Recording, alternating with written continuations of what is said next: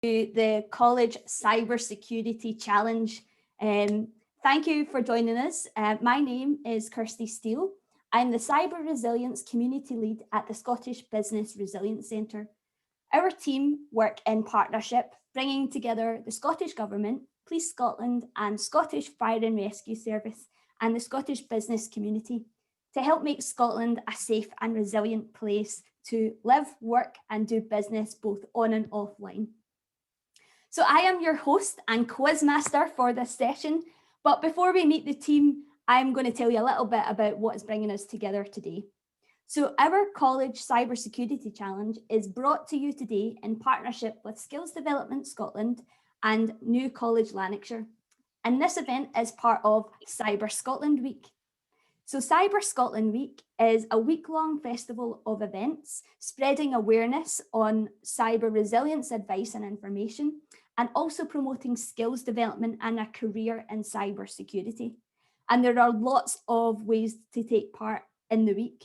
There are over 130 events taking place virtually this week, which is super exciting. And so there's sure to be something that will interest you. So do check out the website and see which other ones that you would like to book in for. So without further ado, I'm going to get started and meet some of the other people that are on the call today. So helping me keep a tally of the scores, I've got my independent adjudicator, which is Robert Balfour from New College Lanarkshire.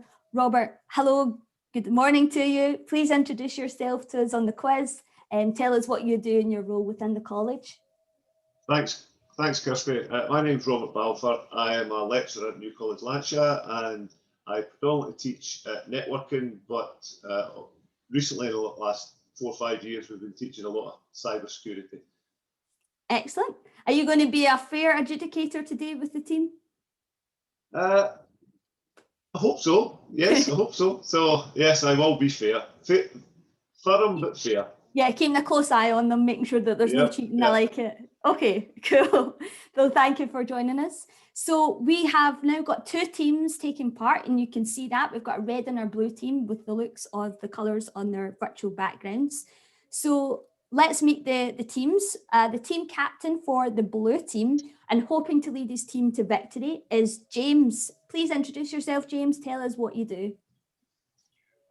Hi, I'm James Mullen. I'm doing HND in cybersecurity at the New College Lanarkshire.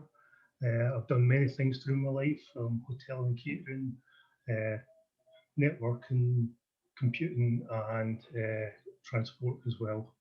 And we're hoping for a big victory today. Excellent. And who else is on your team here? You've got Gillian. Hi, I'm Gillian. I do HND cybersecurity at New College Lanarkshire with James, and hopefully going on a uni next year, which I'm really looking forward to.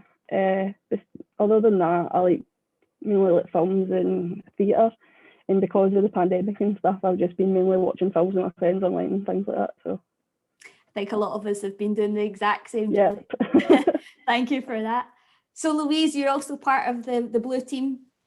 Hi, I'm Louise. I'm from the HNC Cybersecurity. I am currently a baker at the moment, my job. But in my spare time, I'm a gamer. I like to game with my friends. I stream. I build PCs in my spare time as well, whenever I get time, and I'm just really enjoying my course. It's really good. Excellent. Thank you for that. It's a shame we were doing this virtually. Otherwise, I'd have been hoping for some baking too. I would have given you all cakes. If I had to, I would have given you all cakes. Yeah, maybe for fatten you all up. Fatten you all up. So, and Andrew, last but not least for the blue team. Hello, Andrew. Hi, I'm also doing HNC Cyber. For the last 9 years, I've been a chef. So, but I've always been interested in PCs, big gamer. Also create some of my own mods for games as well. And just got into cybersecurity recently, just to give it a change. Excellent. Thank you very much, Andrew, and good luck to the blue team. And taking the blue team on for battle, we've got Maria and the red team. So Maria, you're the team captain for this one. Please introduce yourself. Tell us how you're going to make it a success for your red team. Hi, I'm Maria. I also study HND cybersecurity. not your kind of typical cyber student, but I wanted to learn it because of the job opportunities and the good levels of pay in that industry. Really enjoying it. It's dead fun. I would recommend it to anybody. And yes, today we're going to win. Fighting talk here. So Kayla, you're next. Hello, I'm Kayla. I'm originally from South Africa. I've been studying cybersecurity now for 3 years. It's definitely a field that's growing, and I would recommend it to anyone. They're looking for more women, so, definitely get into it. It's awesome. Yeah, good shout out there. Thanks for that, Kayla. And Jamie, the red team. Hello, my name's Jamie. I do HNC Cybersecurity with Louise and Andrew. It's a really fun course. I would recommend it to anyone. In my spare time, I do gaming and some other stuff, but mostly gaming. Thank you. That's great. Thank you, Jamie. I see we do have another player on the call. He's just switching on here. So this is Jonathan. He's just turned up in the last nick of time. Hi, Jonathan. Hello. I've had some technical difficulties. Don't worry, I'll let you settle in. Jonathan is part of the red team, so he is. I'm so glad you're here to help support the team. So I'm going to start to sort of share my slides so that we can get started. And then I'll be able to talk you through what the rules are for the game. So we have a set of questions that I'm going to be asking for each team. So the blue team and the red team, I will address these individually to the players. And then you can confer in your team before submitting what your final answers are for me. And only the final answers that you give me will be accepted. And there will be no outside help allowed. So there will be no Googling, no cheating. If anybody's playing along in with us on the webinar, please don't type your answers into the chat because we will be able to see them. And Robert has got a keen eye to make sure that you're not sharing what the answers are. So we will have some multiple choice questions on the call. So the audience at home, you will be able to play along with them, choose what your answers are, and see what you can what you score out of 10 for the round. And then the quizmaster's decision, point 4, is final. So I will confer with the judges, but my decision is the final one to make. And the last sort of rule is to have fun. So this should be an exciting quiz to get going with. And let's kind of get started here. The viewers at home and the panelists, if you want to, you can change the view on your screen so that you can adjust what you're seeing in the gallery for the rest of your participants. So there's a thing at the top right of your screen to switch it to gallery mode or side-by-side mode. So just choose whichever one's comfortable for yourself so that you can see the rest of your team players. So we have 2 rounds to take part in today. We've got a cyber history and culture round, and we've got a cyber knowledge and stats round. So players, are you excited? Are you ready to go? Yep. Yep, ready to go. Yes. Here we go. So there was a flip of a coin, and the red team came out top and chose to go first for answering the questions. So Maria, the first one is heading over to you, and we're looking at cyber history here. No pressure. Your question is, which Scottish royal figure wrote messages in secret code describing plans to assassinate her cousin, Queen Elizabeth I? It's a hard one. You guys get any ideas? This is out of my range, unfortunately. Going by the letters on the screen, I think I can have an educated guess. I'm going to say Mary, Queen of Scots. Yeah, Yeah, I would go with that. Yeah, I would go with that. aye, that fits. I'd agree with that. Happy with that? Yep, we'll lock it in. Okie doke. And I can reveal that it is Mary, Queen of Scots, or Mary Stuart, as some people would call her. But yes, that is completely correct. Well done, first team point for the Reds. Ready for the blue team? James, over to you for your history question. This English cryptanalyst is famous for deciphering encoded messages during World War II and creating standards for artificial intelligence. He is considered by many to be the father of theoretical computing. The only one I can think of offhand is Alan Turing. Any thoughts, guys? Yeah, I would agree with that. say I that would as well, definitely yeah. say Alan Turing. Yeah, I would definitely say that. Yeah, because I can't really think of anybody else that was around about that era. So I think we'll go with Alan Turing as our final answer. Final answer. Confident in that? And you're absolutely right to be. That is the correct answer, Alan Turing. So Turing helped the Allies by cracking intercepted messages from the German forces, gleaning information that was crucial to the Allied victory. So an important figure there, absolutely. So Kayla, over to you. This is our more culture question. This is a poll question, so I'm going to reveal this one to the audience as well to play along. So there'll be a multiple choice there. So I'll get the poll question and then I'll read it over to you. So let's go for it. Are you ready, audience at home? You can play along with this one. What was the name of the British TV series set in GCHQ starring David Schwimmer? So is the answer Only Fools and Trojan Horses, Intelligence, Made in Cheltenham, or Strictly Confidential? What do you guys think? Can't say I've seen it. Neither can I. If I was to guess, I would say between 2 and 4. Yeah, I would go with that as well because Only Fools and Trojan Horses. I mean, that is a catchy. That- That's a catchy Yeah, title. good- It sounds should like a be good one. show. it's a good name, but I feel like it's a name that someone's come up with and went, yes, that's good. Do you know what I mean? I want to say Intelligence, but again, I've honestly not got That's I'm drawn to that one as well. Strictly Confidential could also be a play on the word from another show,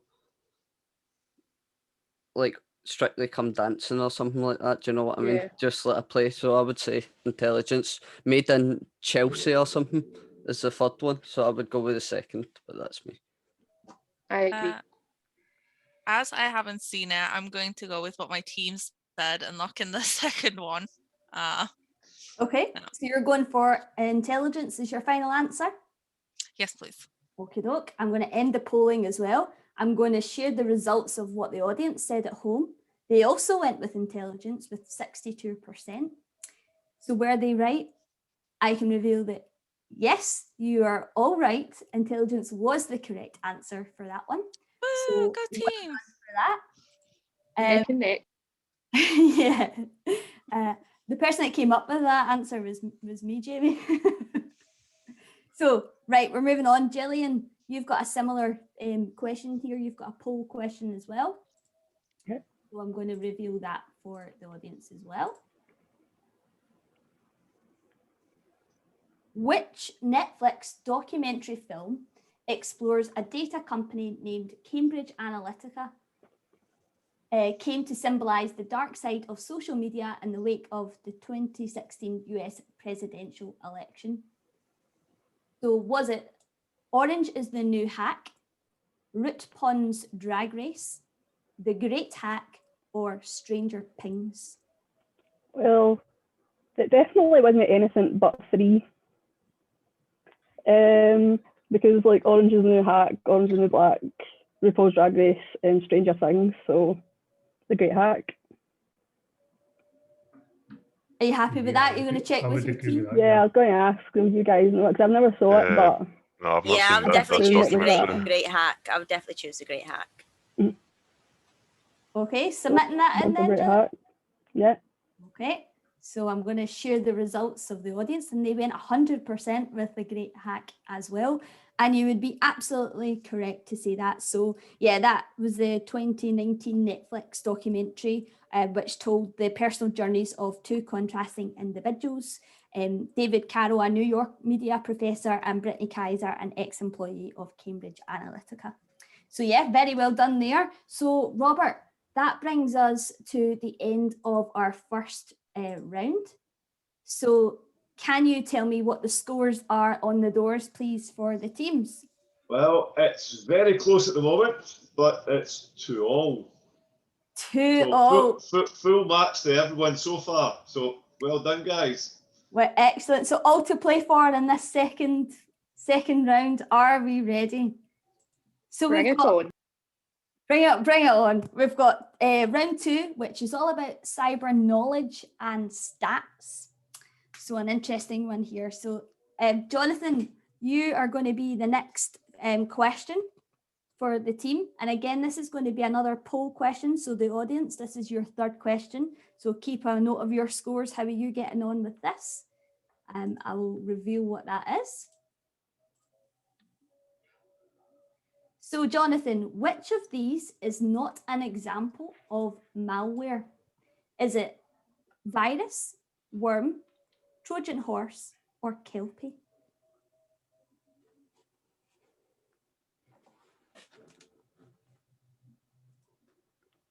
Are you on mute? Yeah, you're muted, Jonathan. This is Sorry. I would like to confer with my team. okay. I think it's easy to say that obviously a virus is definitely an example of malware. Yeah, I think you know the answer, to be honest, Jonathan. A worm and a Trojan, in my mind, definitely are as well. So Yeah. I would like to select a Kelpie. Kelpie. Final answer? Final answer. Okay. I feel like right, let's share the results of the audience at home. They said 97% said Kelpie as well. So you're looking confident there.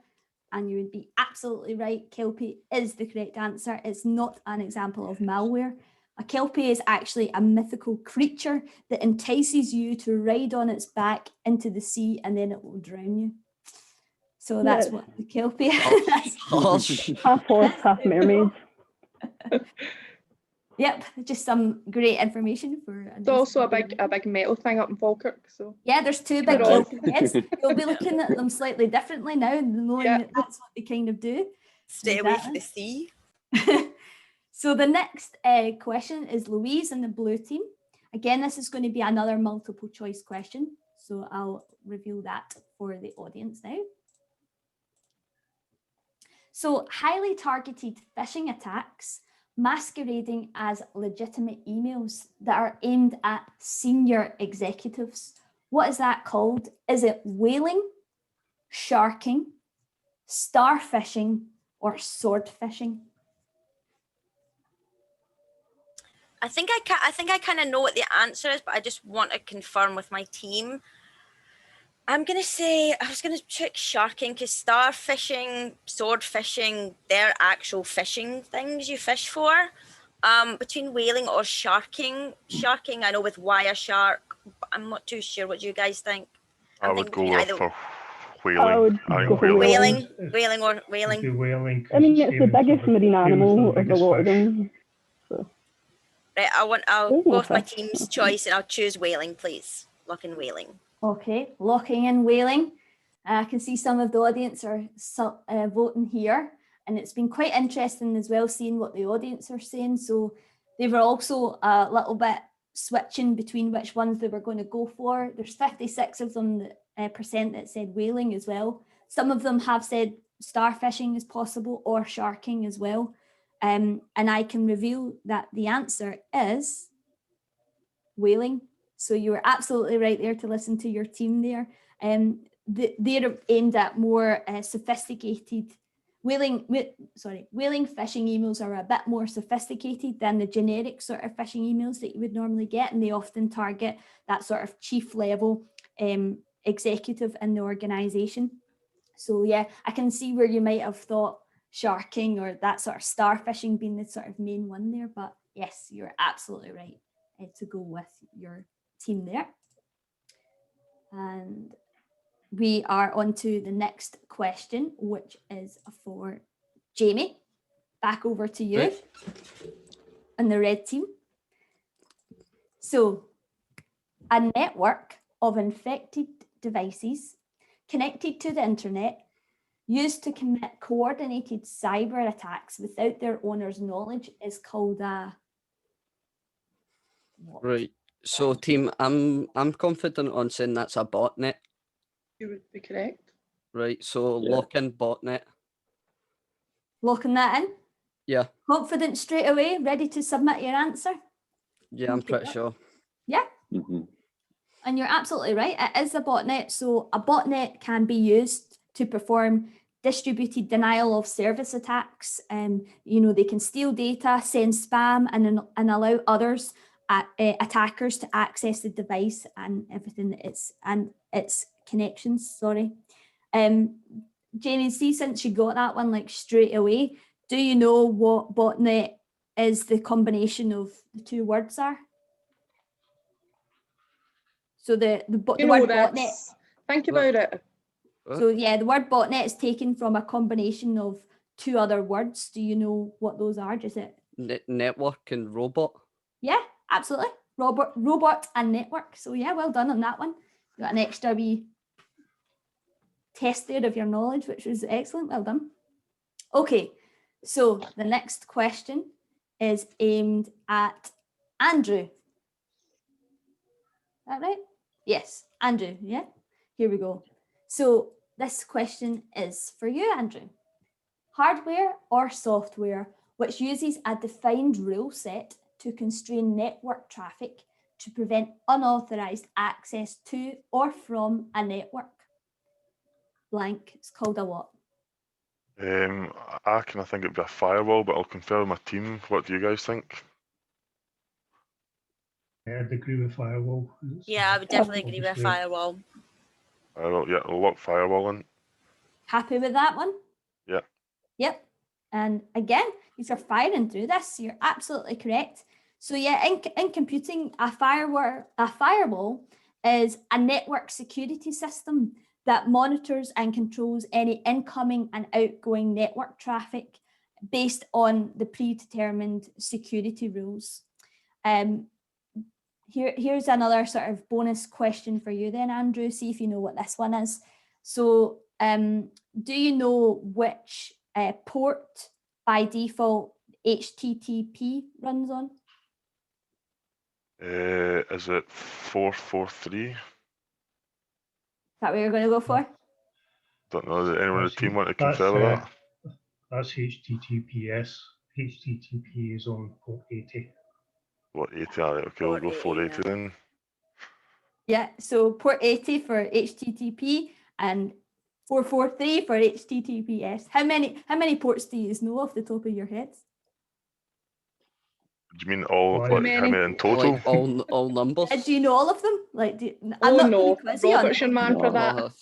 Yeah. Aye. You just seem to know that one very quickly. I was surprised. 65,536 ports. Plus, that's like a common port. That's kind of one that you would deal with quite a lot. Yeah, yeah. So you would know that one.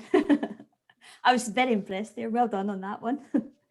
Okay, so the next question here, moving on, is to Maria. Back to you in the red team. The psychological manipulation of people into performing actions or divulging confidential information is known as what? I think I'm pretty confident with this one. I'm sure you guys are thinking the same. What are you thinking? Social engineering. Yeah. I'm thinking that. Yeah, Yeah, exactly. definitely social Yeah. engineering. Yeah, we'll go with that. Social engineering. Okay, and you would be absolutely correct. Yes. Can you tell me, do you have any examples of like social engineering? Like, how would you sort of describe it? Well, you could be shoulder surfing, so someone could be standing beside like a receptionist in an office, kind of having a look at their emails. And there was one that we get shown on YouTube where a woman had phoned up our fake husband's kind of phone company, and she put a baby crying on in the background. And the person on the phone obviously kind of seen that she was in distress or heard that she was in distress. So she managed to change his email address and she managed to just get kind of access to all his details, and she changed it to hers and then kind of get access to Maury's stuff. So it's quite dangerous. Yeah, I have seen that video as well. So that worked because she was pretending to be somebody that she wasn't. So she was pretending to be her husband's, that person's wife, wasn't it? And there was that sort of sense of. And then obviously the baby in the background, like people tend to humanize with you when they hear things like that, and they think, oh no, that's a shame. So it's one to watch out for. Yeah, so criminals will use social engineering tactics like that, because it's usually a lot easier to exploit a human's natural instincts to sort of trust people or help people. You know, it's in our nature to want to help people out and, you know, solve the issues. And it's much easier to do that than it is to hack people's software and networks. So yeah, phishing is also another common type of social engineering attack that is tricking users into providing confidential or private information. So yeah, it's an interesting one there. Yeah, and it's quite rife just now because of COVID. Like, so many people are getting text messages and emails, HMRC and different stuff. So a lot of people are kind of falling victim to that just now. So A lot of older folk as well, which is quite sad. I know. Yeah, there's lots of different scams going around, and they're using that sort of tactic. So that's something to look out for in any sort of messages or people that you're speaking to. Are you sure that it's that exact person that you're speaking to? So yeah, well done on that one. Thank you. Okay, James, over to you. This is your question. In May 2017, this worldwide cyber attack used ransomware to exploit approximately 200,000 unpatched machines. In the UK, it cost the NHS £92 million in direct costs and loss outputs. Do you know what the name of that is? Well, there's many exploits, but I can't really think of this one offhand. Any of you guys got any idea? I'm pretty sure it was WannaCry. Yeah. Yeah, it's WannaCry. Yep. Yep, I'm going to go with my teammates and we'll go with WannaCry. Yep, you would be absolutely correct. Do you remember that one happening at all, James, or is this a new one for you? No, I do remember it happening. I just couldn't remember the name of it. The name of it at the point. Yeah. Yes. So this is it's the age shown. So this is a ransomware attack that propagated through an exploit called Eternal Blue, and that took advantage of older Windows systems. So targeted machines had their data involuntarily encrypted with a demand of a Bitcoin payment for release of the information. And the Department of Health and Social Care has estimated that WannaCry cost the NHS £92 million in direct costs and loss output. So that was a huge amount there. And that's why you don't stick a USB stick into your computer that you find. Yeah, there's some really good tips there. Yes, you should also update your software, because I believe WannaCry was heavy influenced with an exploit and out of date software. Yeah, so no Windows XP. Not run Windows XP. So yeah, some great advice there. Don't stick in any USB sticks that you're not sure about or you don't know. Hand it maybe to your IT department instead to have a look at, because it could be infected with a virus or and lock down all your machines. And another good point there that Jamie said is to always make sure that you do your software updates on your machines. So if you've got out of date systems that you've had for a long time, it might be worth investing in updating your computers and your tablets and your phones for that reason, and making sure that you're always up to date on your software, because that can help protect against a lot of viruses as well. So yeah, with the WannaCry as well, it wasn't just money, like people missed out on surgeries and everything because of it, so it was really bad. Yeah, that's right. So because of their systems were locked down, a lot of people weren't able to access their sort of I think it was like their booking system for appointments, wasn't it? Did they not resort to using and paper? The records as well. For a good while, like everything was in paper and printed off, and they had no access to their systems. It was a shame. Yeah. So good business continuity planning is key there. So what would happen if your machines and everything were locked down? Would you still be able to have contact with your other people that are on the call that are still part of your team? Do you have a number of them to get in touch with, like this offline, so on pen and paper, so that you can still communicate with each other? Yeah. So lots of lessons to be learned, I think, from that situation for sure. Okay. Kayla, this next question is for you. Which of these terms is used to describe a USB stick which has been previously programmed to either steal someone's computer or download viruses and malware. We were just talking about a USB stick Yeah, there. no, speak of it. So what's this one called?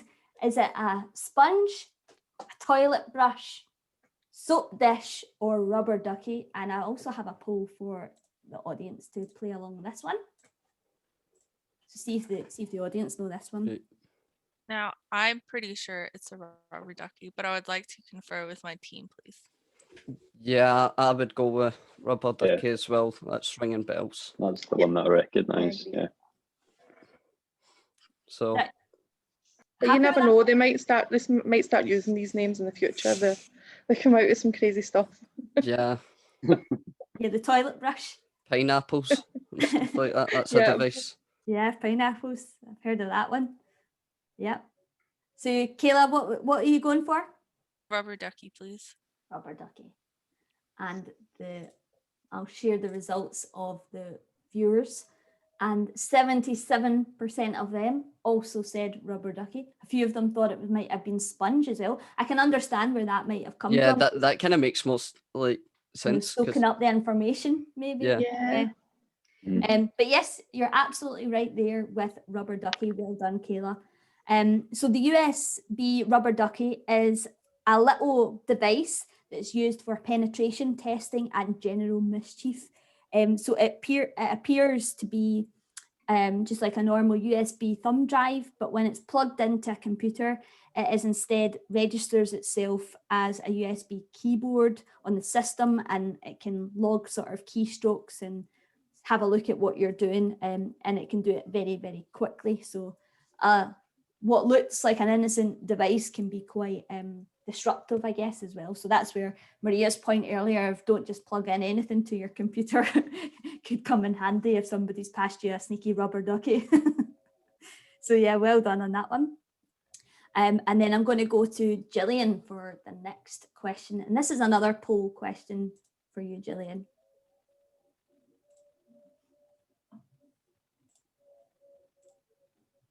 And I'll let it up for the viewers.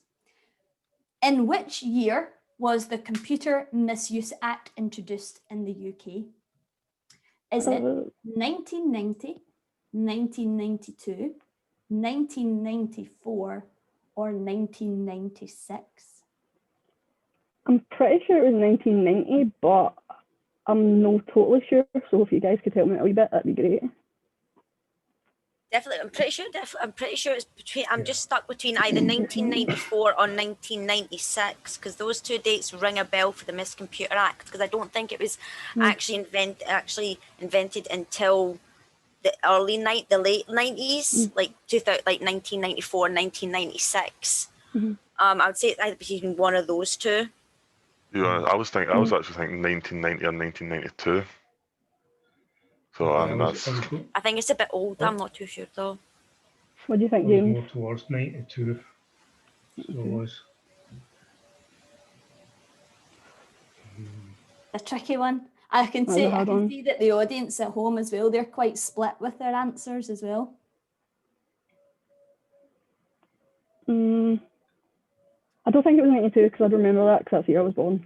It would like hang up on my head, you know. I'm going to go with 90. You're going to go with 90? 1990? I really don't. I'm not sure, but I'm going to go with 90 anyway. Okay, right. I'll end the polling. I'll show you what the results are with the audience. 50% of them said 1990, similar to you. And there was some that were 22% saying 94, it could have been. And I think these were thinking that as well. 14 for the 92 and 14 for the 96. So they're quite split there. And I can reveal that it is 1990. So yeah, well done. Good working out there. Yep, this was an act to make provision of securing computer material against unauthorized access or modification and for connected purposes. So yeah, that was introduced in 1990. So yeah, well done there for that.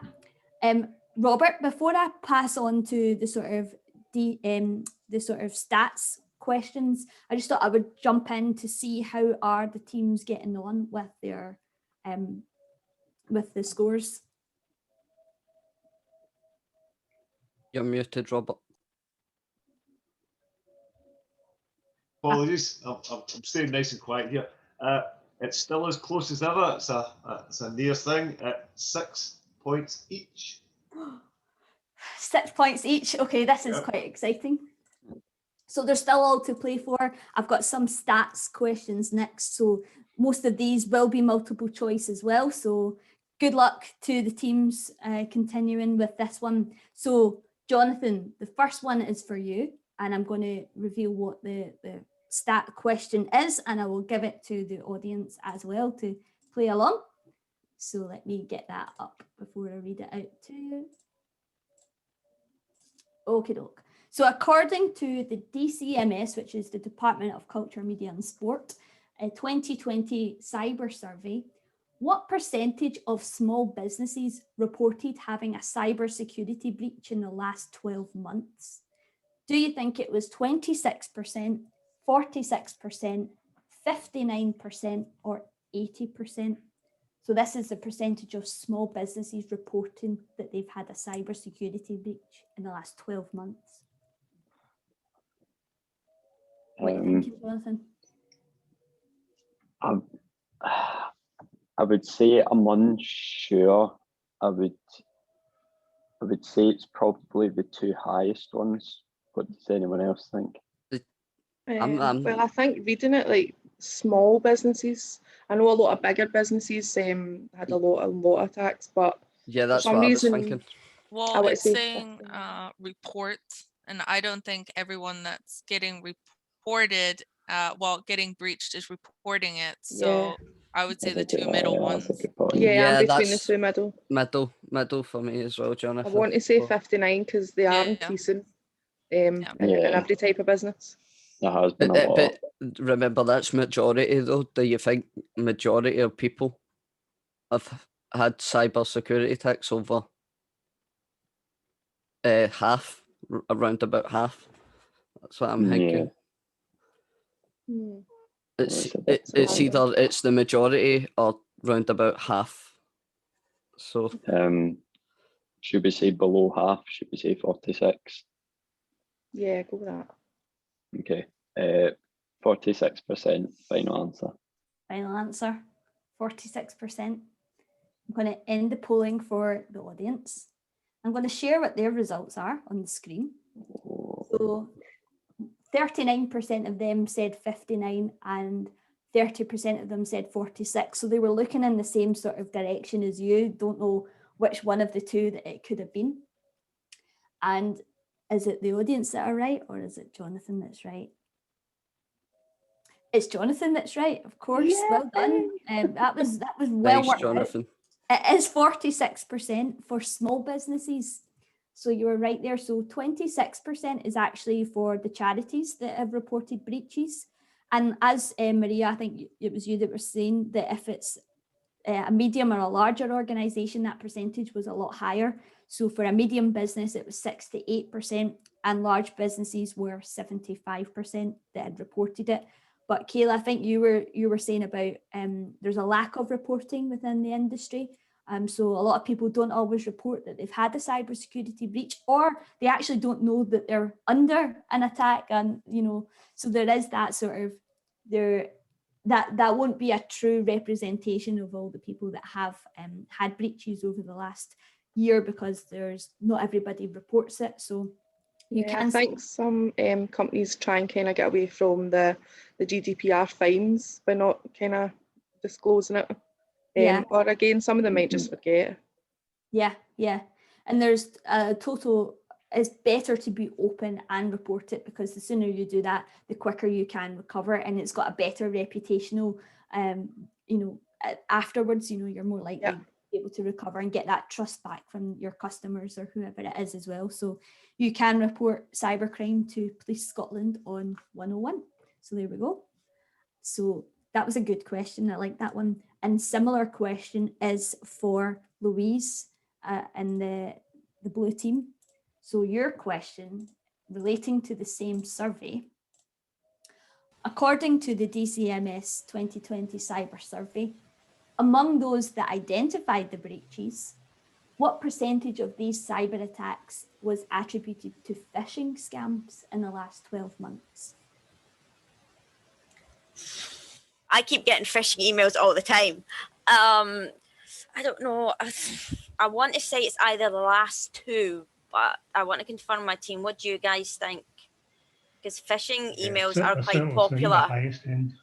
Yeah, I it's think in it the was highest as end. well, They are, because that's like the most Some- common, isn't it? So yeah, it's the most common ones. Do we go in between and go for 76, or do you think maybe about 87, 86 or 76? I would say 76 because people are a lot more aware of phishing scams than they used to be. Yeah. Right. I'm just gonna take into what my obviously team have said, and I'm just gonna go with, on a whim here, I'm gonna say 76%. You're going to go with 76%. Yeah. Okay, taking your answer. I'm going to end the polling. I'm going to share the results. The audience at home agree with you, and they think 43% of them think it's 76% as well. We've got 33 for 86% and 17 for 66 and 7% for 56. There's a lot of percentages there. So I can reveal that the answer for this question is 86%.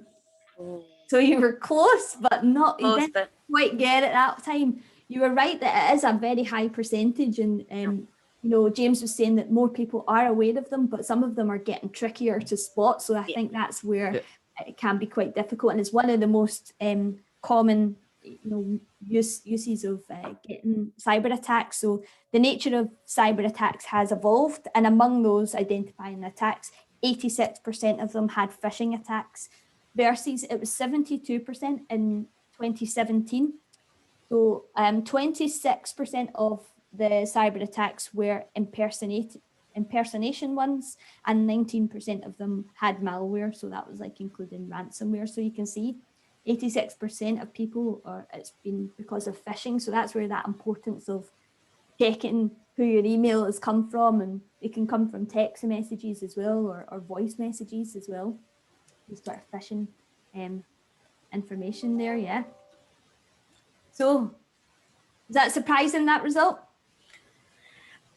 It was a wee bit, I'm not gonna lie, like obviously like of the older generation as well, like some of them are just starting to get into like with their phones and stuff like that as well, and they don't know how to spot an email. They could get one from the bank and think it's actually from the bank when it's actually not, and yeah, older it people doesn't really that are getting the worst. me because like phishing phone calls, people can make them out straight away. Like, you know, somebody's phoning for something like that, and I think with emails, people are quite savvy about them as well. They can look real. They can look real.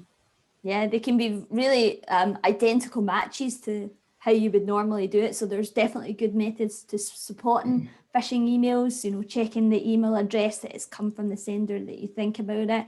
Don't always click on the links within the emails. Go to the website that you know that your bank is on, or, you know, wherever else whatever the shopping link is that you're. A handy tip as well, if you don't click the link but you hover over the link, it actually tells you what website it's going to take you to. Yep. So you can easily see that it's not going to be bankofscotland.co.uk. You can see, if you just hover over it, you can see exactly where it's going to send you. That's identify it that way. You can paste it into, like, just to find out. That's a great tip. Yeah, thank you for that. So still need to look out for those phishing emails, even though we think we know that we can spot them. They're still there. They're still getting through. Okay, so the next question is for Jamie. Are you ready, Jamie? I'm going to... As ready as I can be. I'm going to let this go for the audience as well. So according to the SQA, Scottish Qualifications Authority, official figures, what was the percentage increase in the uptake of the HNC cybersecurity between the sessions of 2018, 2019 and 2019, 2020? Is it 35%, 50%, 62% or 73%? This is a tricky one, I think. Yeah, It's a hard one. I'd imagine, I'm not thinking 35 for some reason. I think that's too low, because I feel like really like cybersecurity is like banging at the moment. You know what I mean? It's it's the thing a lot of people are saying, because you're gonna need it. So I'm thinking maybe 62, 50. What are you thinking? It could be higher. I'm not sure. Well, when we started, I don't know if this is correct or not, we started at level 6, and I'm sure when we were in that level, HNC Cyber was kind of the first year it happened. Am I right in saying that? We're the I was first HNT cyber class, also the Because first we're the first HND. HND, aren't we? Yeah. So I So think I would say, based on that, although you're saying it is quite popular, I would go with 50, not so much as 62. But again, I don't know. I'm unsure. It'll be the two low ones, I think, because yeah, I think it would it's be quite a new 35. thing, you know. Aye. true. So do you want to go with 50 then? We'll just bang it in the middle. That's what we done last time though, and I'm thinking it could be higher. I know.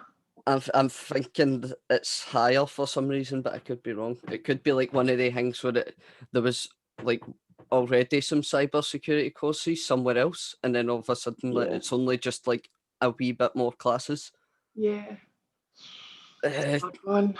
Oh, Up to wow. you. Final call. Shoot it up to you. we're in front by 1 point, aren't we? We can afford. We can afford to Yeah. That's not get the it way to wrong, think. aye. Take the risk. No, we want the No. answer right, but I'm saying Aye. if we get this wrong, we're still in competition here.